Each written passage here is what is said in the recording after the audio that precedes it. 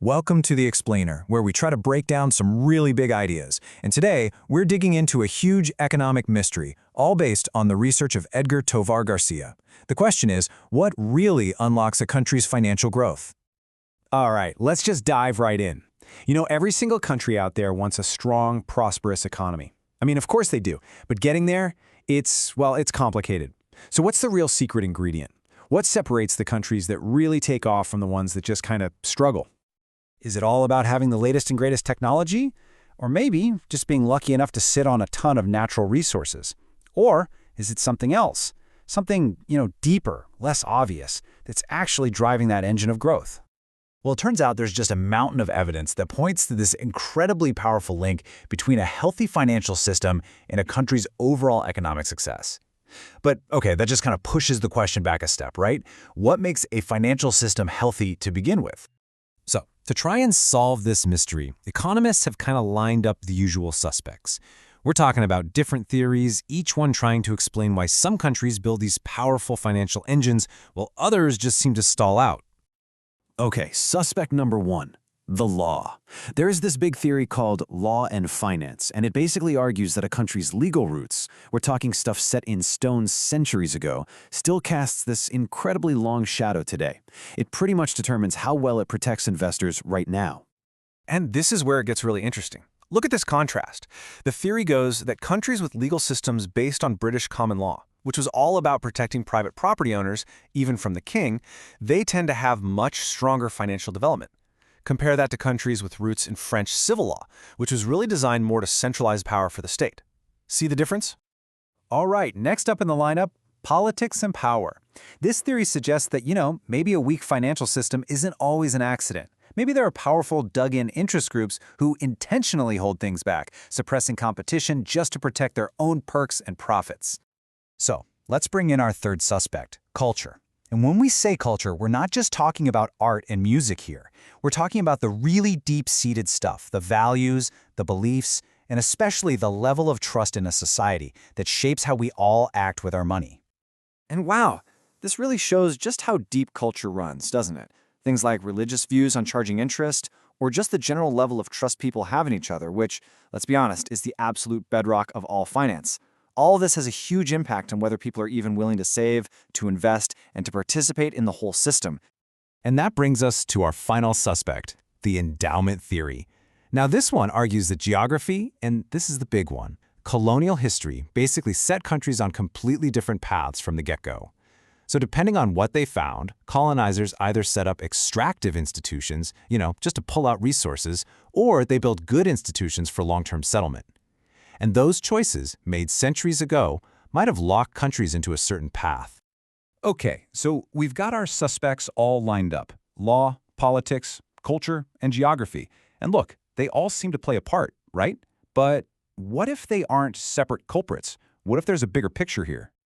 And that is the key question that this research really dives into. Are we looking at four totally separate explanations, or are all these clues actually pointing to the exact same underlying cause?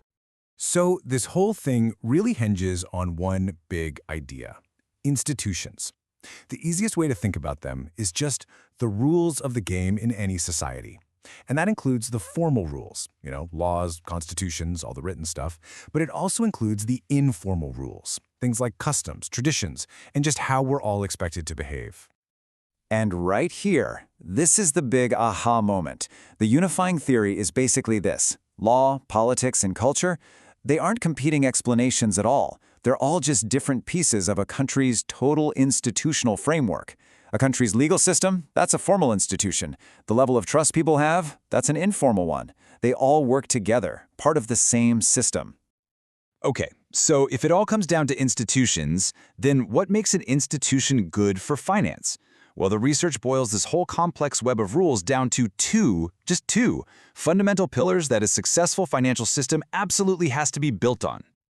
It really boils down to this. Pillar number one, you've got to protect private property rights. Really protect them, so people feel their stuff is safe and that contracts actually mean something.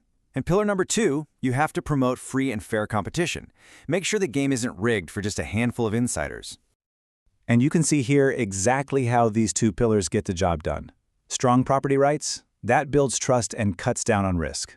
Free competition?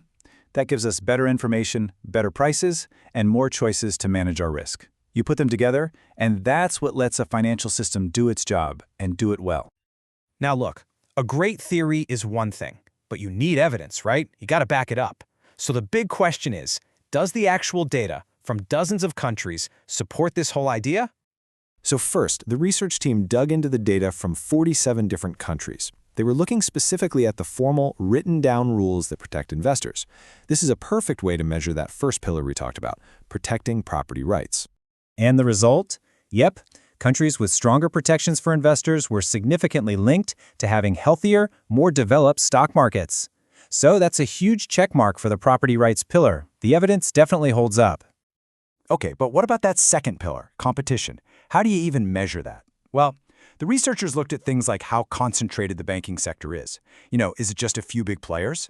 And how easy it is for new companies to enter the market. And guess what? The finding here was just as clear. More competition was linked to healthier development in both the credit markets and the stock markets. So yep, the free competition pillar holds up under the microscope too. Okay, so let's wrap this investigation up. We've looked at all the suspects, we've reviewed the evidence. What's the final verdict? What's the big takeaway from all of this? I think the most important thing to get is that building a strong financial system, it's not about finding one single magic policy, a silver bullet. It's about the hard, slow, long-term work of building a really deep institutional framework, both the written rules and the unwritten ones, that genuinely protects property and guarantees a fair shot for everyone. And that leaves us with one last kind of tough thought.